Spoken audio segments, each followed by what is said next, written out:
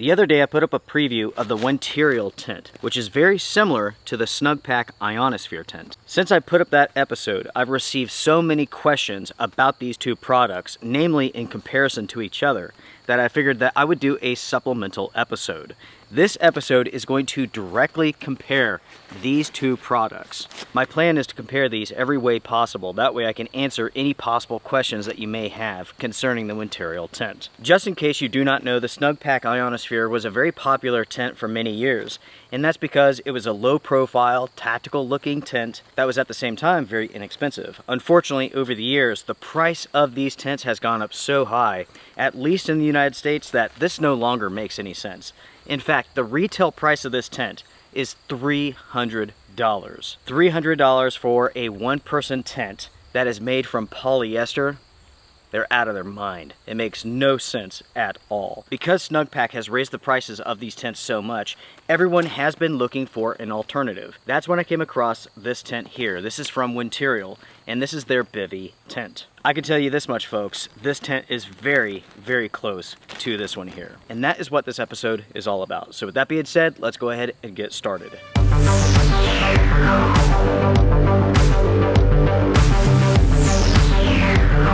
To start off here, let's take a look at the storage bags and let's measure these.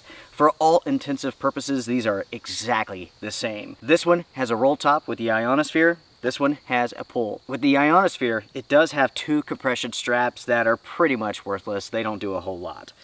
As far as the length goes, 21 inches basically for both. And we're looking at about 5 inches wide for both. Both of the tents have been set up minus the fly. We have the Snugpak over here, Winterial over here. With the Snugpak tent, you have grommets on the sides and you have pull sleeves across the body. With the Winterial tent, you have grommets on the sides and pull clips. The pull clips on the Winterial are much easier to use than the pull sleeves of the Snugpak. The biggest difference that really stands out between these two tents are the way that you get inside of them.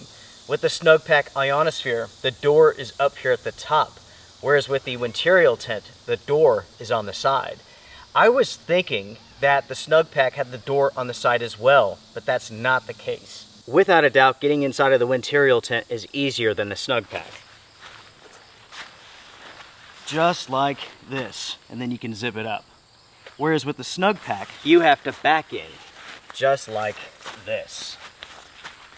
The Winterial tent, without a doubt, is easier to get in and out of. I took a few minutes here and I measured each one of these tents, trying to give you all the most accurate measurements as possible. Not what the company states, but realistic. You have to consider that when you're inside of a tent, you're not flat. These companies are measuring all the way down to the points, which is simply unrealistic. So the measurements that I'm flashing on the screen now are legit. So as you can see here, the Winterial is a good bit shorter than the Snugpak. It's roughly 10 inches shorter, but the Winterial is 3 inches wider. In the end, the only measurement that really matters is the length. That's the one that most people will notice. And to put it simply, the Snugpak is the longest tent. When it comes to the insides of these tents, they are very similar. They both have two pockets, but the placements are different. With the Snugpak, they're basically in the middle of the body. With the Winterial, one's at the top, one's at the middle. The Winterial tent does have a hook at the center peak, whereas the Snugpak does not have this feature. As far as the looks of the construction goes, the Winterial wins by a long shot. There's very little loose threads compared to the Snugpak tent. The Snugpak tent looks awful. There's loose threads all over the place, and to put it plainly,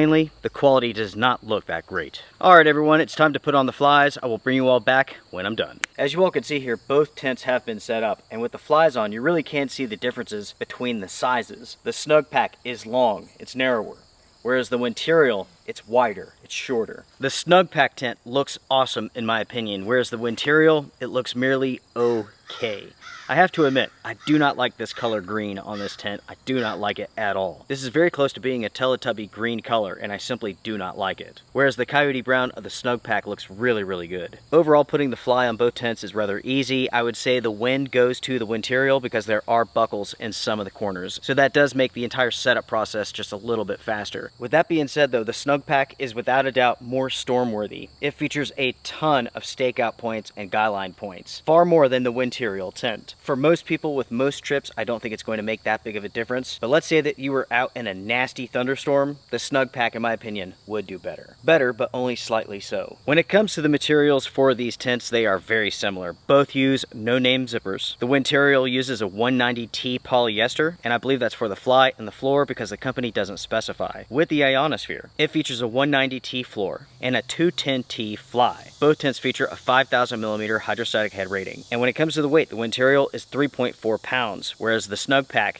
is 3.3 pounds. The Winterial tent is available in two colors, green and orange. The Snugpak is available in a coyote brown tan color and also in olive green. As far as price goes, which is one of the most important aspects to these tents, the Snugpak is $300. The Winterial tent is $90. $300 for the Snugpak Ionosphere makes no sense at all. It is simply too much money for what you're getting. The tent is too small and the materials are too inexpensive. Let's say that you really wanted the tent, you really like the looks of it, $150, but I would not pay any more than that. I have to admit, I hate the color of the Winterial tent. Maybe you like this green color and that's great, but for myself, I simply do not like it.